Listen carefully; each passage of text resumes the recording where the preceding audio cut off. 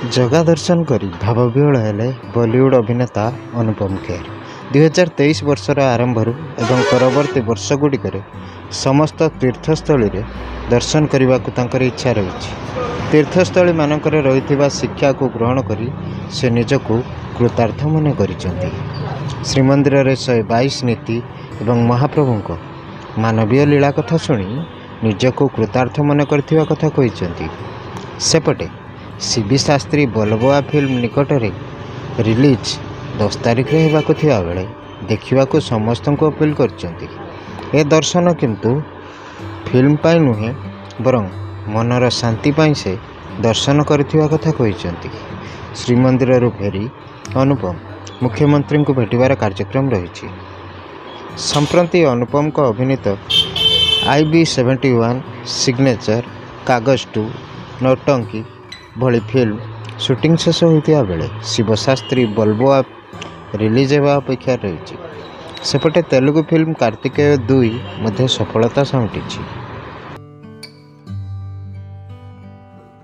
इस साल की शुरुआत में ये तय किया था कि इस साल से और आगे आने वाले सालों में मैं भारत के सभी तीर्थ स्थानों में और भारत के सभी सीमावर्ती इलाकों में जाकर भगवानों के दर्शन करूंगा। ये हमारे भगवानों का जो प्रार्थना है, जो इनका पैगाम है, जो इनकी शिक्षा है, जो इतनी शिक्षा है इनके हर भगवान के हर मंदिर के पीछे जो मुझे आज सुनने को मिला है, ये पंडित जी ने और बाकी पंडित जी ने बताया है, उससे ज्ञान इतना बड़ा है। मैंने तय किया है कि मैं अब हर जगह जाऊंगा। मैं पहले बाकी मंदिरों में गया हूं, आज यहां आकर मैं बहुत कृतार्थ महसूस कर रहा हूं। इस मंदिर की जो ऊर्जा है वो मैंने बहुत कम देखी है और यहाँ पर जो भगवान से तो मैंने सबकी सुख शांति के लिए मांगा है, देश की प्रगति। हाँ, 122 किस्म के रिचुअल हैं और बताया कि यहाँ पर भगवान जो हैं वो मनुष्य की तरह जीते हैं, ऐसा तो वो भी बहुत बड़ी बात है और इंतज़ाम भी बहुत है। मैं पहली बार आया हूँ,